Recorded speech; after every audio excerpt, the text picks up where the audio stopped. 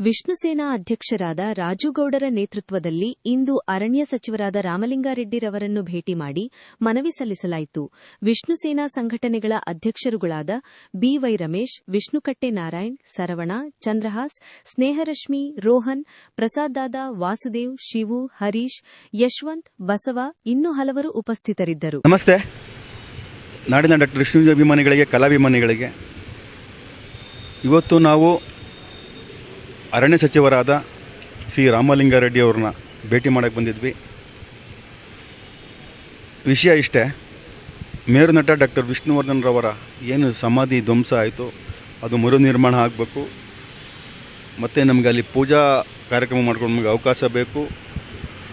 ಮತ್ತು ಅರಣ್ಯ ಇಲಾಖೆಗೆ ನೀವು 10 ಗುಂಟೆ ಕೊಟ್ಟರೆ ನಾವು 20 ಗುಂಟೆ ಕೊಡ್ತೀವಿ ಅಂತ ಆಲ್ರೆಡಿ ನಾವು ಕಳೆದ 6 ತಿಂಗಳಿಂದ ಮನವಿ ಕೊಟ್ಟಿದ್ದೀವಿ. ಈ ವಿಷಯವಾಗಿ ಹಾಗೆ ಅಭಿಮಾನ್ ಸ್ಟುಡಿಯೋ ಮಾಲೀಕರು 2003ರಲ್ಲಿ ಮಾರ್ಕೊಂಡು 10 ಎಕರೆ ಅಭಿವೃದ್ಧಿಪಡಿಸಿಲ್ಲ, ಅದು ಒಂದು ಉಲ್ಲಂಘನೆ ಮಾಡಿದ್ದಾರೆ. 2021ರಲ್ಲಿ 1 ಎಕರೆನ ಪವಾನಿ ಡೆವಲಪರ್ಸ್ಗೆ 14 ಕೋಟಿಗೆ ಶೇಡ್ ಇಟ್ ಮಾಡಿದ್ದಾರೆ, ಅದು ಒಂದು ಉಲ್ಲಂಘನೆ ಮಾಡಿದ್ದಾರೆ.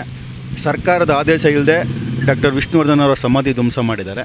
ಈ ವಿಷಯಗಳೆಲ್ಲ ಇಟ್ಕೊಂಡು ನಾವು ಸಚಿವರಾದ ರಾಮಲಿಂಗಾರೆಡ್ಡಿ ಅವರು ಇವತ್ತು ಭೇಟಿ ಮಾಡಿದ್ವಿ, ಮನವಿ ಕೊಟ್ಟಿದ್ವಿ.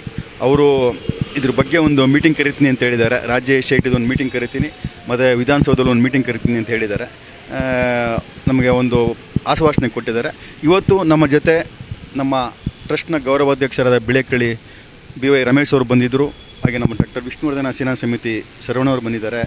ಹಾಗೂ ಮತ್ತು ನಮ್ಮ ವಿಷ್ಣುಕಟ್ಟೆ ಗೆಳೆಯರ ಬಳಗದ ನಾರಾಯಣ್ ಸರ್ ಇರ್ಬೋದು, ಹರೀಶು, ಶಿವು, ನಮ್ಮ ಚಂದ್ರಹಾಸು, ನಮ್ಮ ಪ್ರಸಾದ್ ದಾದಾ, ಯಶವಂತು, ಹರೀಶು ಎಲ್ಲ ಬಂದಿದ್ದಾರೆ. ಇವತ್ತು ಇನ್ನೂ ತುಂಬ ಜನ ಬರೋರಿದ್ದರು. ಅವರು ಸೆಷನ್ ಇರೋದ್ರಿಂದ ಬೇಗ ಹೊರಡ್ತೀನಿ ಅಂತ ಹೇಳಿದ್ರು. ಹಾಗಾಗಿ ಇವತ್ತು ನಮಗೆ ಒಂದು ಆಶಾಭಾವನೆ ಇದೆ. ರಾಮಲಿಂಗಾರೆಡ್ಡಿ ಅವರು ಇವತ್ತು ನಮಗೆ ಅದ್ರ ಬಗ್ಗೆ ನನಗೂ ಎಲ್ಲ ಗೊತ್ತು, ಫಾರೆಸ್ಟ್ ಜಾಗ ಅದು ಅಂತ ಗೊತ್ತು. ಅದ್ರ ಬಗ್ಗೆ ನಮ್ಮ ದಾಖಲೆಗಳೆಲ್ಲ ಹಂಗೆ ಕೊಟ್ಟಿದ್ದೀವಿ. ಏನು DC ಏನು ಮೀಟಿಂಗ್ ಮಾಡಿ ರೆಫರ್ ಮಾಡಿದ್ದಾರೆ ಜಿಲ್ಲಾ ತನಿಖಾ ದಳ, ರಾಜ್ಯ SITಗೆ ಮತ್ತು ಅರಣ್ಯ ಇಲಾಖೆಗೆ, ಅವರು ಯಾವುದೇ ಅಭಿವೃದ್ಧಿ ಪಡಿಸಿಲ್ಲ, ಇದನ್ನು ನಿಮ್ಮ ಹೊಸಕ್ಕೆ ತಗೊಳ್ಳಿ ಅಂತ ಆಲ್ರೆಡಿ DC 10/10/2025ರಲ್ಲಿ ಬರೆದಿದ್ದಾರೆ. ಇಲ್ಲಿವರೆಗೂ ಒಂದು ಅರಣ್ಯ ಇಲಾಖೆ ಆಗಲಿ, ಒಂದು ರಾಜ್ಯ SIT ಆಗಲಿ, ಮತ್ತು ನಮಗೇನು ಹೈಕೋರ್ಟ್ಗೆ ಏನು ಕೇವೇಟ್ ಹಾಕ್ಕೊಂಡಿದ್ವಿ ಅಲ್ಲಿಗೆ ಇಲ್ಲಿವರೆಗೂ ಕಂದಾಯ ಇಲಾಖೆ ಆಗಲಿ, ಸನ್ಮಾನ್ಯ DC ಅವರು ಮತ್ತು ಅರಣ್ಯ ಇಲಾಖೆಯವರಾಗಲಿ, ಉಪಸಂರಕ್ಷಣಾಧಿಕಾರಿಗಳು ಇಲ್ಲಿವರೆಗೂ ಒಂದು ಕೇವೇಟ್ ಹೈಕೋರ್ಟ್ಗೆ ಇನ್ನೂ ಸಲ್ಲಿಸಿಲ್ಲ. ಯಾಕೆಂದರೆ ಅದು ಕೇವೇಟ್ ಅವರೇನು ಅಭಿಮಾನ್ ಸ್ಟುಡಿಯೋ ಮಾಲೀಕರು ಸ್ಟೇ ತಂದಿಲ್ಲ. ಅವರು ಪ್ರಾರ್ಥನೆ ಮಾಡ್ಕೊಂಡಿದ್ದಾರೆ, ಏನಂತ, ನಮ್ಮ ಜಾಗನ ವಶಪಡಿಸ್ಕೊಳ್ಬೇಡಿ, ಕೋರ್ಟ್ ಮುಖಾಂತರ ನಾವು ಕೋರ್ಟ್ನ ಕೇಳ್ಕೊಂಡಿದ್ದಾರೆ. ಕೋರ್ಟು ಅದನ್ನು ನೀವು ಸೂಕ್ತ ಗಂಭೀರ ಕ್ರಮ ತಗೋಬಾರ್ದು ಅಂತ ಕೋರ್ಟು ಒಂದು ಗೈಡ್ಲೈನ್ಸ್ ಕೊಟ್ಟಿದೆ. ಹಂಗನ್ಬಿಟ್ಟು ಇವರು ಅಧಿಕಾರಿಗಳು ಅವ್ರು ಮಾಡಿರುವ ಏನು ಉಲ್ಲಂಘನೆ ಮಾಡಿದ್ದಾರೆ ಅದನ್ನು ಕೋರ್ಟ್ ಗಮನಕ್ಕೆ ತರಬೇಕು. ಇದ್ರ ಬಗ್ಗೆ ನಾವು ಉಪಸಂರಕ್ಷಣಾಧಿಕಾರಿಗಳಿಗೆ, ಚಕ್ರಪಾಣಿ ಅವರಿಗೆ, ಸನ್ಮಾನ್ಯ ಜಿಲ್ಲಾಧಿಕಾರಿ ಕಾಂತರಾಜ್ಗೆ ಸವಿಸ್ತರವಾಗಿ ನಾವು ತಿಳಿಸಿದ್ದೀವಿ. ಅವ್ರ ಕೋರ್ಟ್ ನಾವು ಸಲ್ಲಿಸ್ತೀವಿ ವರದಿನ ಅಂತ ಇಬ್ಬರು ನಮಗೆ ಹೇಳಿದ್ದಾರೆ.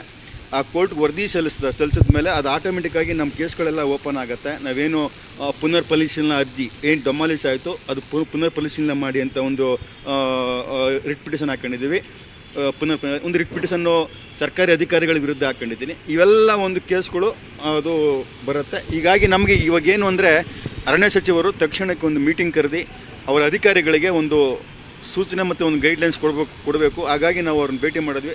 ನಮಗೆ ಸಂಪೂರ್ಣ ಒಂದು ಆಶಾಭಾವನೆ ನಮಗೆ ರಾಮಲಿಂಗಾರೆಡ್ಡಿ ಅವರು ತಿಳಿಸಿದ್ದಾರೆ. ಇದ್ರ ಬಗ್ಗೆ ನಾನು ಸೆಷನ್ನಲ್ಲೂ ಮಾತಾಡ್ತೀನಿ, ಮತ್ತು ನಾನು ಒಂದು ಮೀಟಿಂಗ್ ಕರಿತೀನಿ ಅಂತ ಹೇಳಿದ್ದಾರೆ.